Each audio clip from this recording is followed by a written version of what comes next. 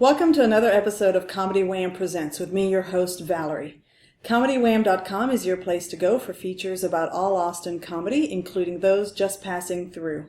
We bring you articles and podcasts featuring the best in Austin comedy in all its shapes and formats. Started in 2016, the podcast project brings you funny people and their stories. As a fan, I like to delve into a comic's background and motivations, and will usually take a detour along the way. Consider the interview a way for you to get to know the folks that make the Austin comedy scene one of the best in the country. Today I sit down with someone that I think only requires one sentence to describe him.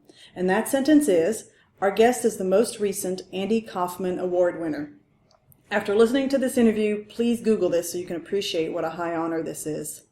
But I'll give you a few more sentences. He has a long-running public access show based on a premise that he, as host, is killed off and different characters come to host his show instead. There's a great compilation video available on his website. Check it out. He got his start calling in to Tom Sharpling's The Best Show as a prankster when he was a teenager. And as I often do, I checked out his current podcast and got addicted to the simple premise, talking about laundry. But in his capable hands, I guarantee you'll find yourself hooked as he's introduced a very interesting storyline. Trust me, I'm looking forward to turning the tide on him and asking, what's the turge? I'm catching up with him while he's in town during Austin Sketch Fest, and I'm excited to bring you this real-life comedic chameleon. And now, Comedy Wham presents our guest, Brett Davis. Hello. Hi. Just passing through. Just passing through. Yeah. You have a show called Without. The special without Brett Davis. Without yes. Brett Davis. Mm-hmm. But we are lucky that we are here with you. Yeah. I made the choice to show up. We appreciate that. I'm glad you didn't ghost me for this interview. Yes. I like to break the ice, actually, not without trying to make a really lame attempt at pun work, but to ask my guests this question. One word to describe your past. Interesting. God,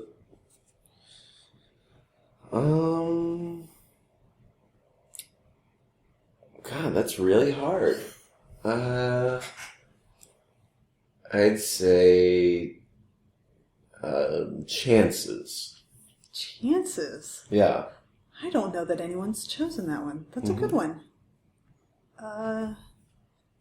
So I want to share with you, because I think I have been really overpowered by this Andy Kaufman Award, and I just want to get this out of the way, because I grew up in the 80s, so I saw Andy Kaufman. I really liked what he was doing and just his crazy, crazy style. And however, I only recently saw Man on the Moon, which has, obviously it's a somewhat fictional but autobiographical story of his life. And having studied what you've done over your career, I keep wanting to start off by asking you, did you do shows to your wall when you were growing up in the way that one of those initial scenes from Man on the Moon depicted Andy doing? Yeah, I don't know. I did do little bits to entertain my family and stuff. I would do like Elvis or Michael Jackson impressions as like a really little kid. And then I lived on a street with not many other kids, and I was maybe a bit of a loner in school. I had like friends, but it wasn't like, there were kids over the house every day. So I was alone a lot. I had two older siblings. So there was a big element of me just entertaining myself. Yeah. I didn't have cable TV, didn't have the internet, until I was like an older teenager. So yeah, there was a lot of like, well, let's be creative. And yeah. Do you have more specific early comedic memories that you think of? I think of watching like SNL, like staying up late for the first time and being like, "Well, what's this? Like, this is adult." And late with like Conan O'Brien. Once I like discovered that in like the late '90s, that was like, yes, this is my favorite thing in the world. But as a kid, I don't know. I think I just absorbed everything because they didn't have cable. I was just watching like infomercials and like just things a child shouldn't be watching. Yeah. Is you calling into the Sharpling show your first foray into trying to create a character for yourself? For myself, yeah. Yeah, I think I was like drawing little comics before then and doing all sorts of other things, but that was the first time when I was like, oh, let me take on a persona and call in. And it was really just a voice I did in one prank call, and then I committed to that. And, ran with that. And how old were you when you started calling? I was like 15 or 16. Because The Best Show, I know that it's really popular and really well respected, but it's also very underground, I think. Yeah. So how does a 15-year-old find out about this show? Well, I would credit that to be, like I said, no cable, no internet. So, and I know, like, I've seen Conan, so I'm like, I know that stuff is out there. Yeah. My brother started getting me like The Onion. He would like pick up the tangible paper and like bring it to me when we'd see each other. And then I'd see like, okay, there are all these shows. There's like Invite Them Up happening in Brooklyn, and like there's like, Patton Oswalt doing stuff in LA, and like I'm now aware of these things. And I found an interview with Sharpling and Worcester, and they were like, it's on WFMU, which is a New Jersey radio station. I'm like, what? So I became like a radio head, and I was just listening to college stations and, anything to just get a little bit of culture. Yeah. Because I didn't have it just at, my fingertips. Well, burying the lead, where did you grow up? In New Jersey. Yeah. Okay. So that's right. So it's like. So you could actually listen to a WFMU without. The internet, like how I have to listen to it, streaming and... Yeah. And now it's a podcast, but it's, back then it was just a radio show. And I remember tuning in for the first time, which may have been even before reading that article. And then I read it and I was like, oh, that's what that was. But it was this call, John Worcester calls in the show's characters, played this guy Mike Sajak, who's Pat Sajak's like, twisted older brother who just kind of like followed him throughout his career and like siphoned off his success. Yeah. I was like, what a weird, funny premise. And it got so dark and it took like weird turns and was very specific and like references that he would make. And I was like, this is incredible. And this is like, what have I been missing this whole time? Yeah. Yeah. And at school you weren't into performance or of any kind? A little bit. I definitely knew I wanted to be an actor or something. Okay. When I was in preschool, they did like a song like, when I grow up, I want to be, and it was like, movie star. So I knew that was, something I was interested in. I love movies and TV and stuff. But in middle school, I did some plays. Okay. And I, like, tried to make the roles more comedic. Like, I played the Tin Man in, like, a production, and I, like, made it so that he really had a hard time getting around. So, yeah, like, I performed a little bit, and I loved it, but it really wasn't, something I had in the front of my mind. Mm-hmm. Yeah. So what was it about that character? And do you want to tell us the name of your... He was MC Steinberg. Yeah. Yeah. And what was his story? Well, at first, it was just a voice. And, like, not a good voice. Like, and I would just call in. I didn't really have a end goal, but just ironically, I had written... There's what was his name? Aaron Carter he was like the Backstreet Boys' younger brother, and he had this like rap song that came out one year, and it was just like, I've always tried to be the flyest kid on the block, and I was like, I'm gonna write one of these, but it's like someone self-destructing, and so like a couple calls in, Tom was just like, who are you? What do you want? Like, what are you trying to do with this? In that Tom way. Yeah. Like, what is this? Yeah. And then I was just like, yeah, I'm, trying to get my music career started. And he's like, okay, what do you do? And I'm like, yeah, I'm a rapper. And he's like, okay, rap. And then I was like, well, I just happen to have these, like, lyrics, so I just read it in that voice. Mm-hmm. And then I was like, okay, this character wants to be a rapper, but is so not right for it. Mm-hmm. And I continued calling in as that character, and then started performing that live at, opening up for bands that I was friends with and stuff like that. Okay. I also called into Jake Fogelnest's radio show as that character that he had in New York. And, it was just something I kept doing. Eventually I had to retire because I was like, I don't want to be a, nerdcore white rapper. Yeah, yeah. But, what got you from doing the calling in with this character to doing it live? I think the big thing, I definitely knew I wanted to, people were interested in it. I had a MySpace, and I would, write blogs as this character. Okay. And, people were interacting with it and stuff, and that was just very new to me, in that way that social media was kind of new to everybody.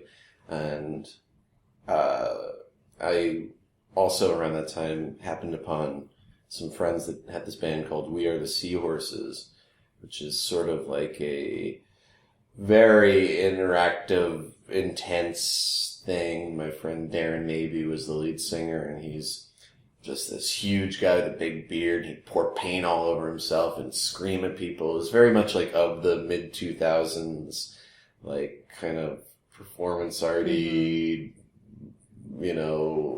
meets punk rock thing.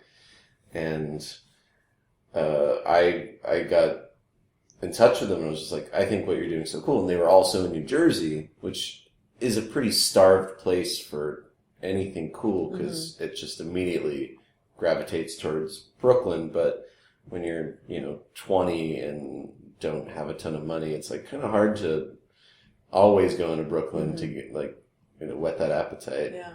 So we just started doing shows together, and then I would open up for bands like the Screaming Females, who were coming up in New Jersey, and all these other bands, and I really got to start with that and kind of found my people and found performing, but didn't have to go through the open mics or the UCB sketch world. Sure. Yeah. So it sounds like you start off with this character, and at what point do you start having the explosion of creativity where you create other characters? Or is that something that came along? It was a slow burn. I thought it would be funny. I was a wrestling fan, so I wanted to do a character that was in the way that I faked my way into the music world. Mm-hmm. I was like, what if I made a wrestling character and didn't know how to wrestle, but could I get onto wrestling shows by just being a strong enough character? And I made this guy Bobby Blaze, who is based on the Rock and Roll Express and Dusty Rhodes a little bit, and would just sucked. Was this jobber, a guy that always loses. And I started making videos as that and doing live stuff. Mm-hmm. And these kind of crazy interactive things where this big guy Darren would play my nemesis, and he would interrupt the show and be like, I'm gonna break you, and then bust through the crowd, and we'd brawl, and it would be bloody and insane. And that was okay, this formula kind of works if I keep applying it to other things. Mm-hmm. At that point, I'm kind of doing shows in Brooklyn that, are performance arty or music adjacent. And I started to find my people in that sense, people that weren't necessarily were trained sketch performers, and people that weren't necessarily just trying to do, whatever stand up, kind of by the numbers. And I started a weekly show and a monthly show, and that just, I was like, I'm going to make a new character every time I do one of these. Mm-hmm. And then I'll sort of have this roster that I can always pull from. Yeah. Yeah. I'll admit to you that I typically interview stand-ups. Yeah. And every once in a while, I'm lucky enough to interview somebody who's in improv. And then somebody That's rare very still, lucky. Yeah, that dabbles in all three, stand-up, improv, and sketch. That's just like a rare unicorn. So part of my conversation with you is like hamstrung by, okay, I want to ask these, tell me about the process of the stand-up, but you've carved your own path. Yeah. And you were in an environment where you have New York City, which everybody knows if you're going to do comedy, you're going to be in LA or New York. So you're in this rich environment for comedy, both stand-up and sketch, because SNL is, the grandfather of sketch comedy. Yeah. And you have so far seemed like somebody who wasn't intimidated by, well, you've got to do the stand up and the open mic route, or you have to do the UCB route. You just did your thing, and you didn't seem intimidated by the fact that there were these other processes in place to grow comics. Yeah. I mean, it did have there was this alt comedy boom that kind of happened in New York. And, I kind of deduced that these people aren't, trying to get passed at the Comedy Cellar or, didn't do the whole, take classes at a UCB or something. So I knew there was a precedent. I didn't really know the path, but eventually I kind of learned that everyone had a different path. So, I don't think I was necessarily trailblazing. I think it was just finding, my own way to carve my own niche like others had done. Yeah. Yeah. And you have not had to have a full-time, non-comedy related job to pursue what you've... I very much have. Oh, you do? I've not been successful at most of them. But yeah, I'm still doing, lately I've been doing okay with just getting by on comedy adjacent things, but yeah, there's a, bartending gig or something. I'm like, I need this too. Yeah. So I haven't crossed that threshold where it's like, oh yeah, I'm a professional comedian. Mm-hmm. How did your first show get born? Is this a live show or? Yeah. Okay. Yeah.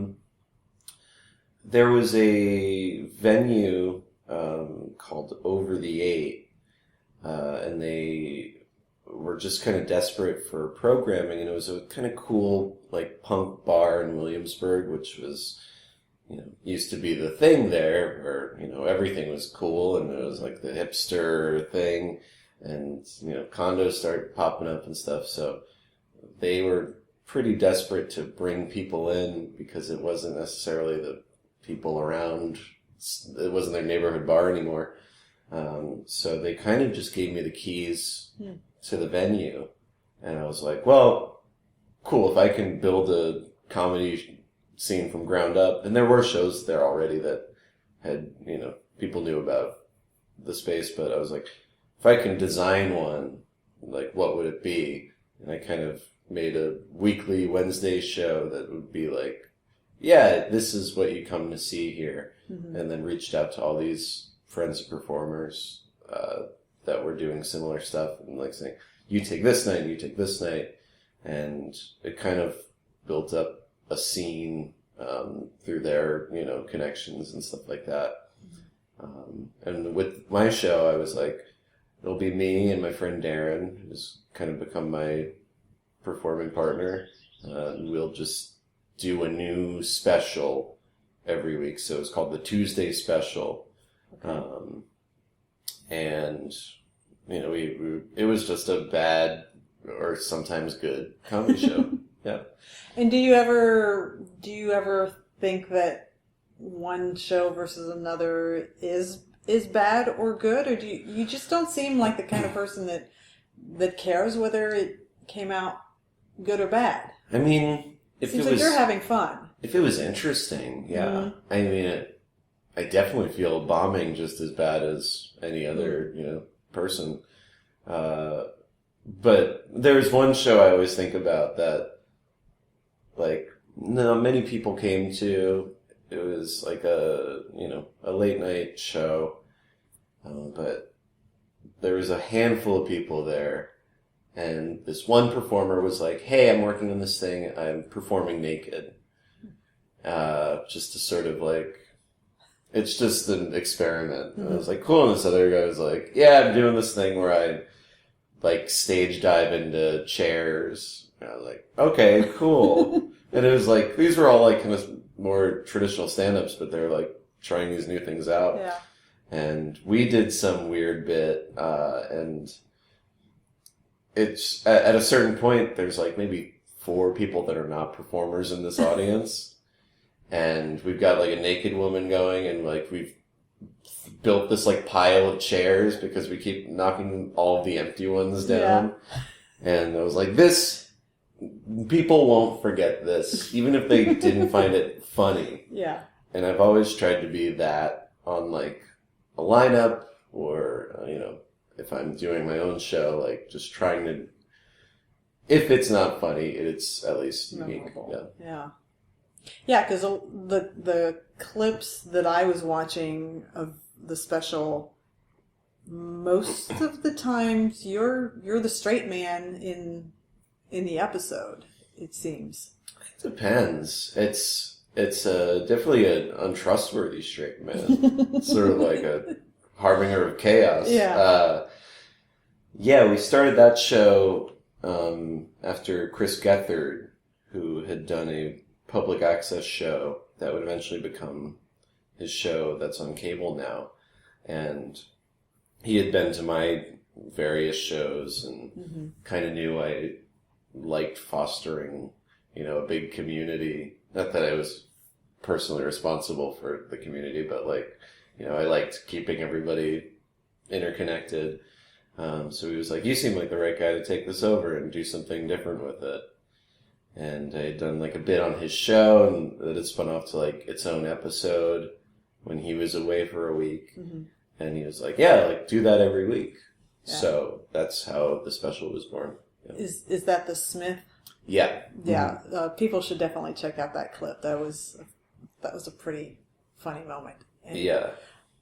A lot of the clips that I happen to watch, again, because I happened to only recently see Man on the Moon, and I'm going back to this whole Andy Kaufman Award thing. It's like there's so many parallels of your commitment to this character and, rabble-rouser, if you will. Yeah. And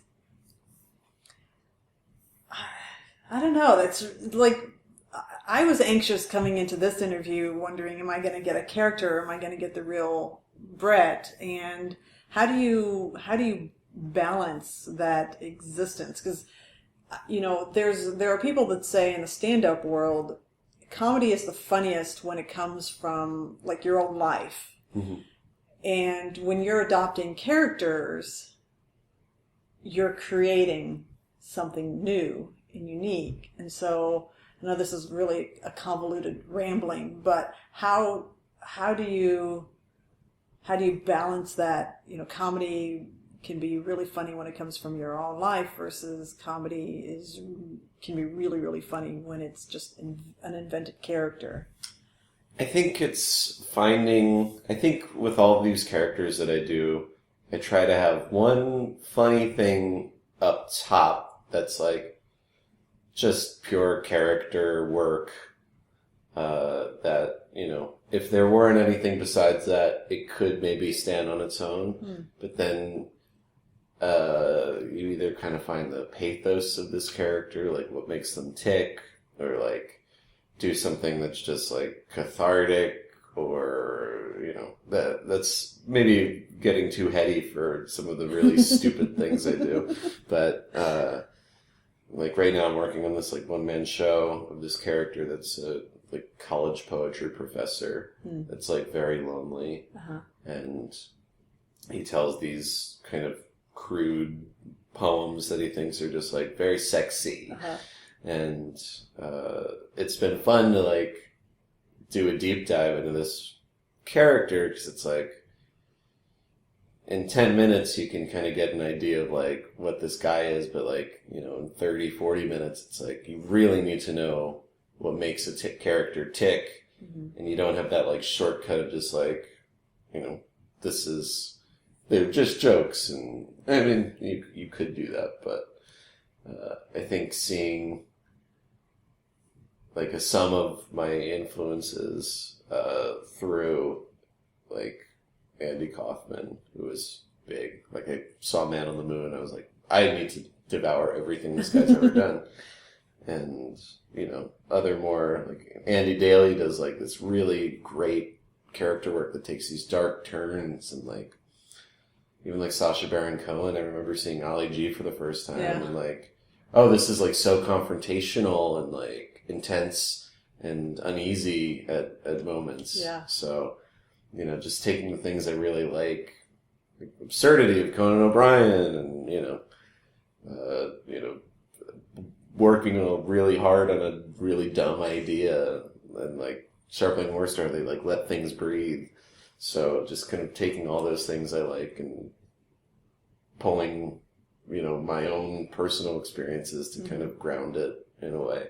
Yeah. That was a long rambling answer. I apologize. That's perfect then. Perfect match to my rambling question. You recently got written up in the New York Times for your special Without Brett Davis. Yeah. How has there been a lot of response to the article, and are you kind of feeling like, oh, this is kind of... It was cool. I mean, you've gotten other accolades. I guess I shouldn't. No, I mean, that was definitely probably the biggest. I was having like a shockingly horrible day. Oh. So it kind of well-timed. Yeah, it was like, oh, cool.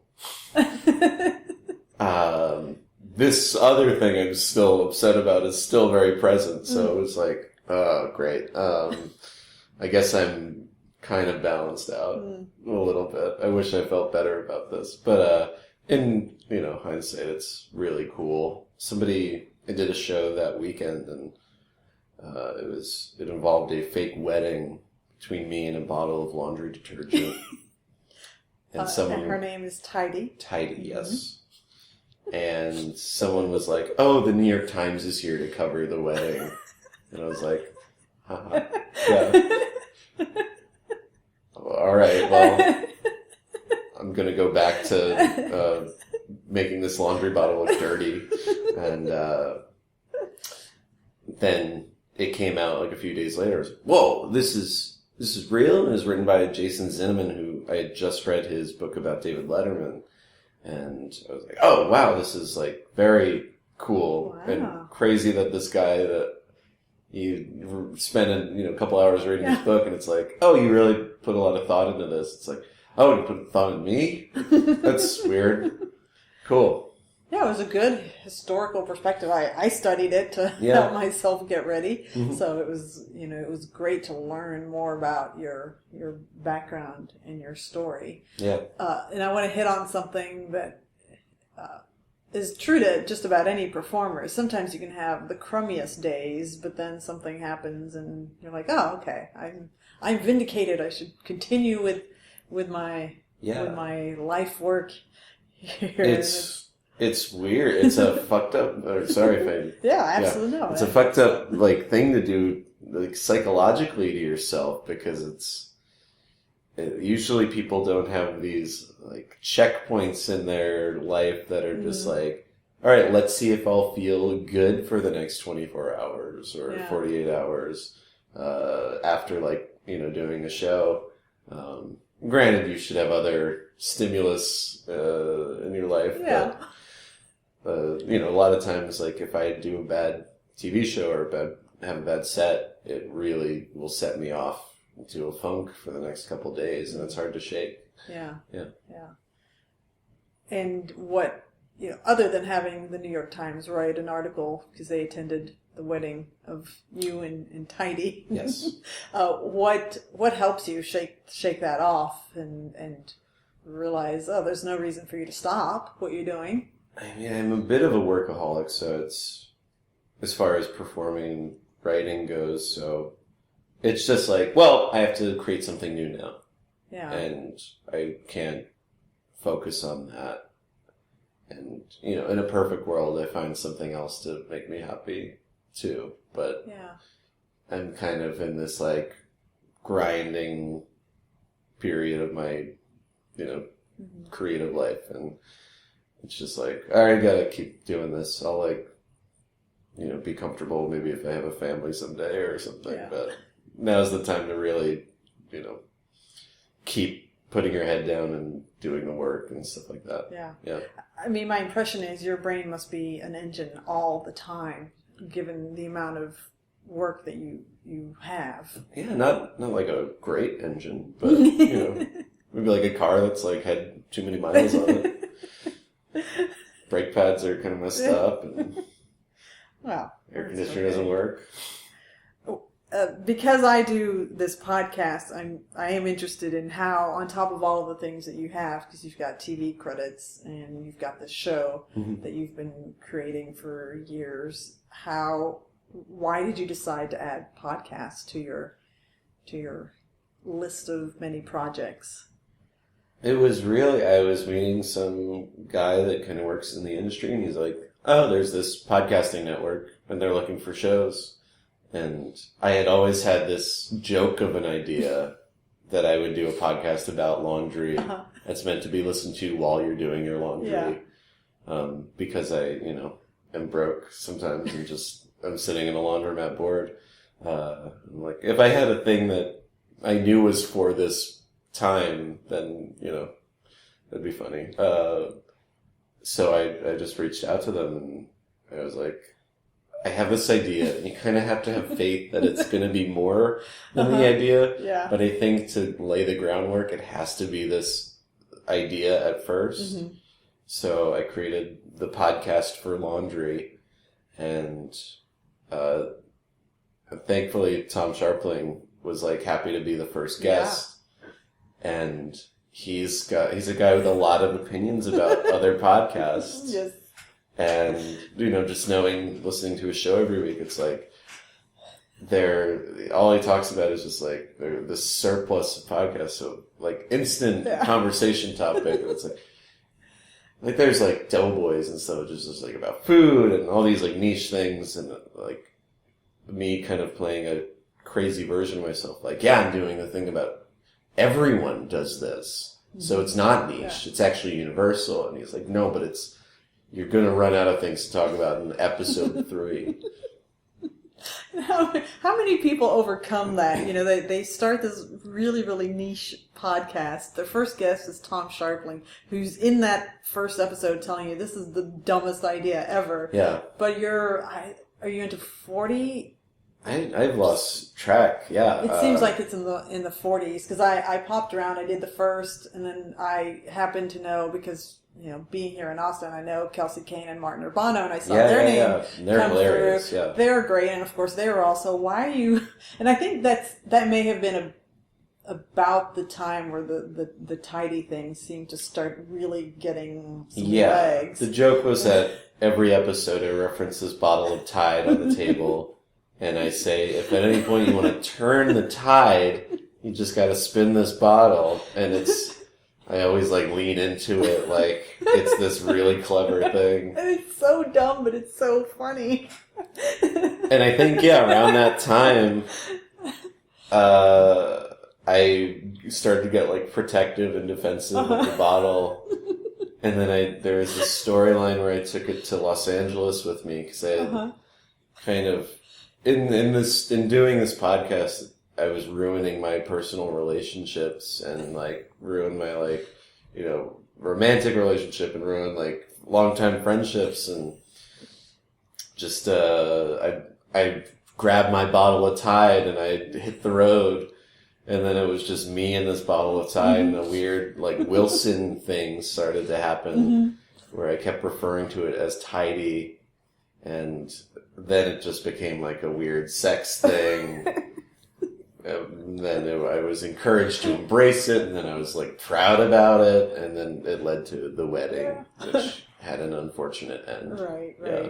And no spoilers. You have to go and listen for yourself. And then, the aftermath has been, very emotional and heart-wrenching to hear. Yes. The aftermath. But again, no spoilers. You have to go listen for yourself. Mm-hmm.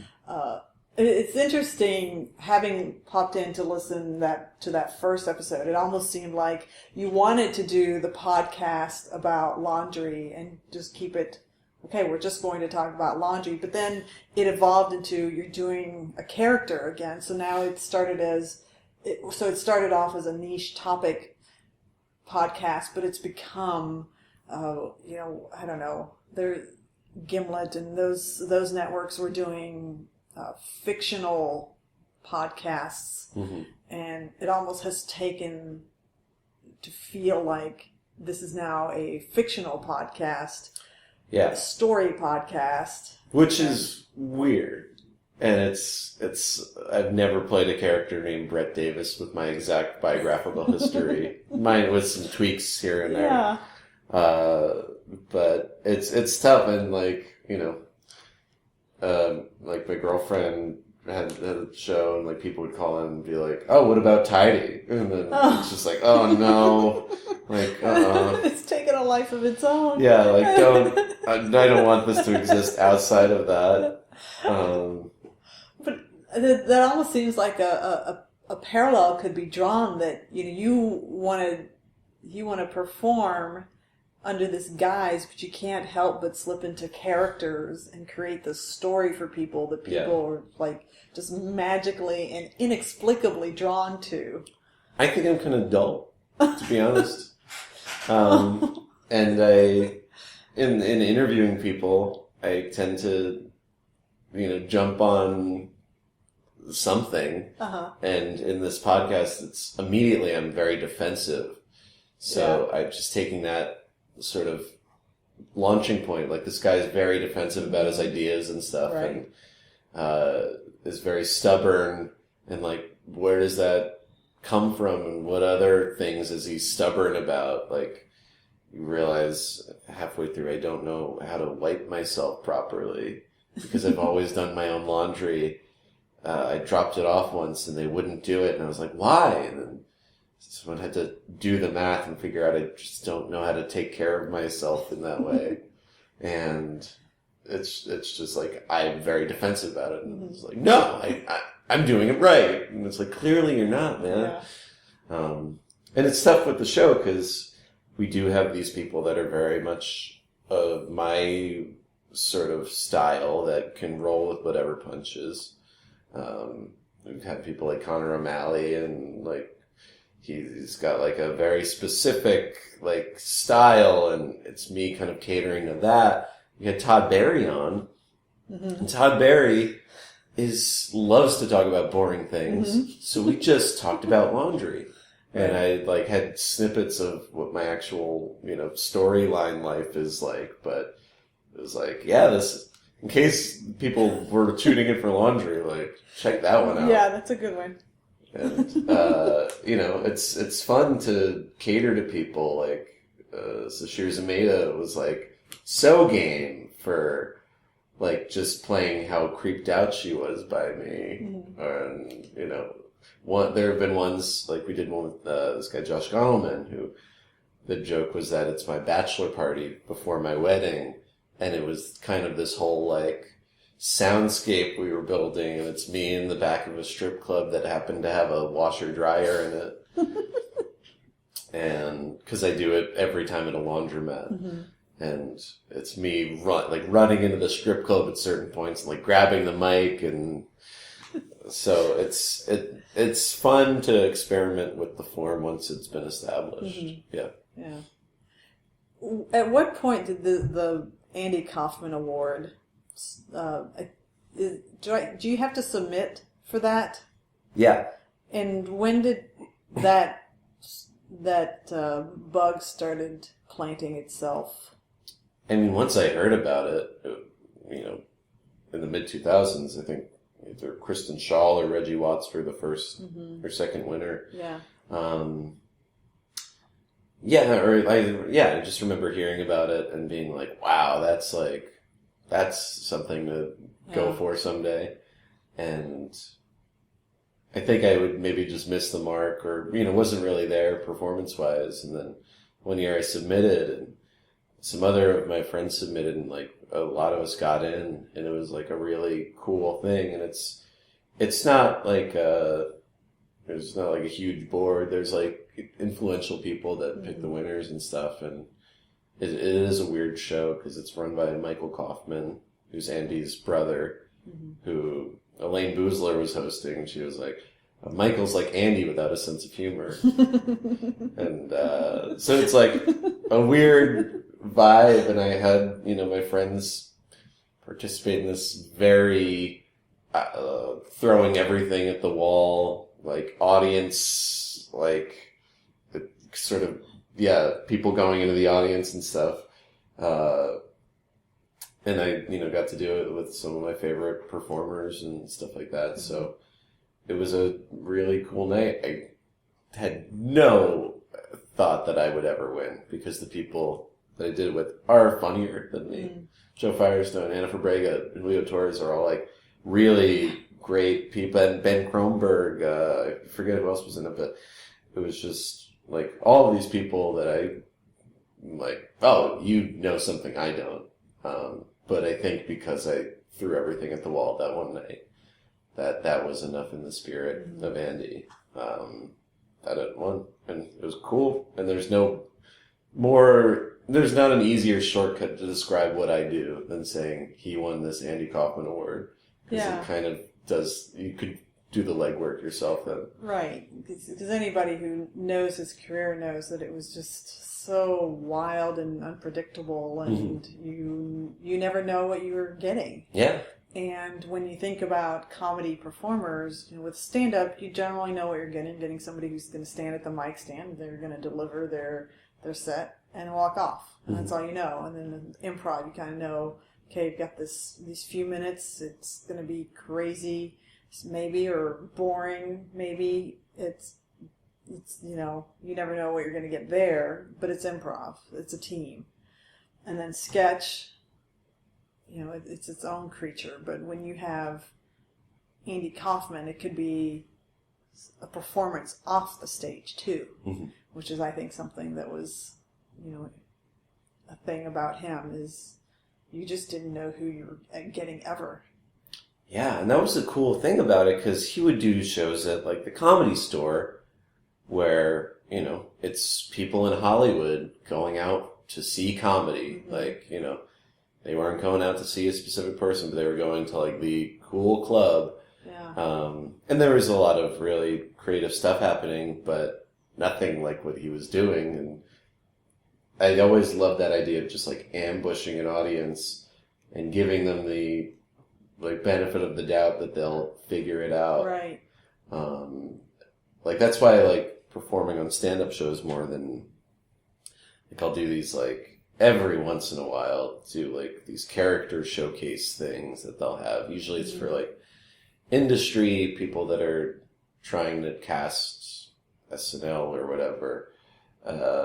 And I never do as well on those because I think part of the appeal of seeing me perform, if there is any, is that it's normal person, and then this very left field thing that's thrown in your face, and then we have to let's go back to what we were doing, and so I have to pick up on the key word of you said stand up. Do you do stand up ever? No. Okay. I mean, unless you consider what I do stand up, which it's definitely not. We have these like auditions for Just for Laughs and stuff like that. Yeah. Which I always do bad at. And I've injured myself at multiple times in the same spot. So it's like, seems like very much a curse. But it's like, they want you to do a bunch of different characters to show off your range. And it's like, cool. And I get why, and I have a hard time sort of molding what I do to that because it's, you know, it's all about the pathos and the slow burn. So, you know, and I'm not good at impressions, and I'm not good at those, like, and like, no disrespect to people that are, like, it's such I know how hard it is and how great it is when it works. Yeah. But it's something I'm just like, don't have the strength for. So why do you do it? Because I want to get work. Okay, all right. That's fully honest answer, desperate for attention, and I'll do anything. I'll say yes to any show if you're out there. Admittedly, you said yes to this interview, so yes, well, no, this is a career highlight compared to some of the stuff I've done. Yeah, this is like definitely on the far on the good side of the spectrum, like far. I did a show once. It was when I was in New Jersey, and I had to drive to South Jersey, which is, you know, 2 hours, maybe not big for people in Texas, but, you know, with traffic and stuff, which is like a slog. And I finally got there, and it was like a birthday party for this guy, but everybody had left, but like 3 of his friends were still there. And like, they were like, well, you still got to do it. You came all this way. And I was like, it doesn't work like this, but okay. So now it's just like me doing a thing at these dudes, and this like girl came downstairs like, why are you making all this noise? And like, oh my goodness, it was just a nightmare. And that's the first one that comes to my head. I'm getting all these other reminders of terrible things. But yeah. Did you ever see Mike Birbiglia's Sleepwalk with Me? Yeah. Just that whole, like, he really captures some of that slogging that you have to do as a performer. You know, I don't think that's unique to stand up. Just as a performer, some of the situations you get yourself into because you want to work. Yeah. And so you say yes to things that maybe they don't necessarily capture you in the best light, because your best light is, like, you know, the sense that I've gotten from what you do is your best light comes out when you're just allowed to be free. Yeah. And not necessarily, okay, here's the checklist of things that I have to do in order to impress this group of judges who could get me work down the road. And, you know, this is actually circling back to something that I said early on, that stand-ups tend to do best when they can deliver something like from a place of truth. And as long as you can perform in a way that's true to you, whether that is a character or, you know, that slow burn type of performance, that's true to you, and that's where you shine best, not necessarily those constrained environments. And I think going back to saying yes to things, it's when you do, like, New York has got this endless churn, and it's always like that. The song by LCD Sound says, "I'm losing my head," or it's just like there are more kids and they're better. They're like better than me already, and they're coming up really fast and stuff. There's like always that, but you get asked to do shows, and it's like, who are these people? Mm-hmm. And you show up, and it's like a huge crowd and stuff, and like, you know, maybe my first instinct wasn't to say yes, but like, you can be surprised by these things. Yeah. And some of my best shows have been like small towns in Nebraska, or like, you know, weird, you know, I did a show in Canada once, and I was doing this bit that was like one of my more, this could go really poorly bits. And I walked out, and it was all like couples in their like 50s, 60s. And like, I was like, how did they wind up here? Like, what are they doing here? They made a mistake. But then they were just all drinking wine and like having fun. By the time I came out and did my crazy bit, it was like the best audience I'd ever had. Wow. And, you know, I've had the opposite more times than that, but it's, when it does work, it's like, cool. I'm glad I say yes to everything. Mm-hmm. Yeah. That's actually a lesson that that came through when I sat down with Dave Hill, because he's got a really interesting, not very, straight and narrow path as far as his career. And he says yes to too many things, but that was one of the things that he imparted is if you say yes to enough things, enough of them will really work out for you, and you'll just keep chasing after those that work out for you. But you have to sometimes say yes to things that don't work out in order to achieve that. So he was talking on my podcast about the shows he did in prison, and I knew he did a show at Sing Sing, which is a New York prison. And he was like, and then I did those Mexican prisons. Yes. I was like, what? And he's like, yeah, I guess the gangs had taken it over, and my friend was a reverend, and the chapel remained, even though the prison had kind of fallen. And I was just like, what? Like, what? He says yes to the craziest things. Yeah. He writes about them in his books, so check out his books. Yeah. Dave Hill is so great. Yeah, so great. We could spend another hour talking about Dave Hill. Yeah, tune into part 2. It's all about Dave. Well, do you think you could encapsulate what is your favorite thing about performing, and then what is your least favorite thing about performing? Favorite thing about performing is when you surprise yourself or when you stumble. I try to keep these choose your own adventure style elements in most of the bits I do, that like they're interacting with the audience or something, or it involves someone having to make a choice, yes or no, and seeing where that goes. Like that's the most fun thing for me, because I get tired of doing the same thing, obviously. And knowing that there's a turn it could take is always exciting for me, because it's like giving someone else control of your set. And the least favorite thing is when I'm on a show with cool people, I look and there's like all these people I respect, and I'm in a little cupcake outfit. And they're like, oh, you're doing a character? And I'm like, yeah. Oh, cool. Yeah, that kind of sucks.